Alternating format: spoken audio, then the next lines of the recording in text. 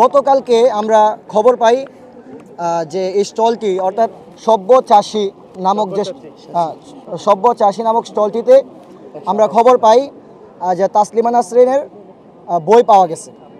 তো আমরা সকলে অবগত আছি যে তাসলিমা নাসরিনের বইটি বাংলা একাডেমি থেকে নিষিদ্ধ এবং তাসলিমা নাসরিন হচ্ছে সরাসরি আওয়ামী লীগ।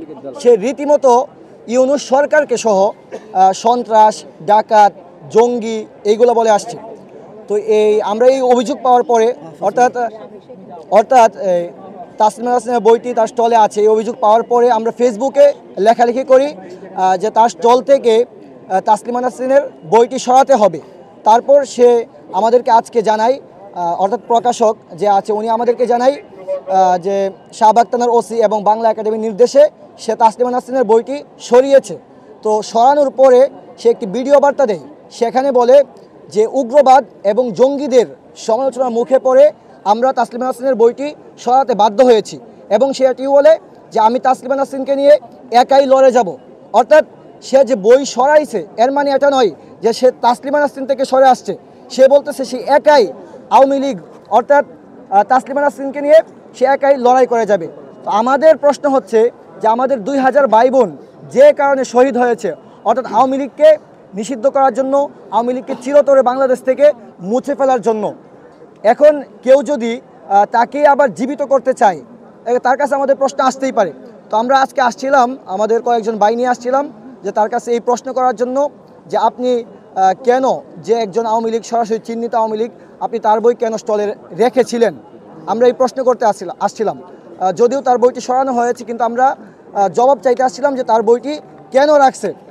আমাদের দ্বিতীয় প্রশ্ন ছিল যে আমাদেরকে কেন উগ্রবাদ এবং জঙ্গি বলা হলো, কিসের ভিত্তিতে আসলে আমাদেরকে সে উগ্রবাদ এবং জঙ্গি বলছে।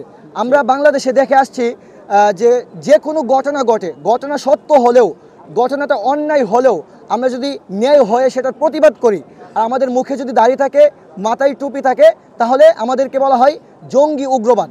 তো আমরা আসলে জানতে চাচ্ছিলাম যে জঙ্গি, উগ্রবাদ ট্যাগ দেওয়ার মানদণ্ড কি, এটার একটা সমাধান দরকার।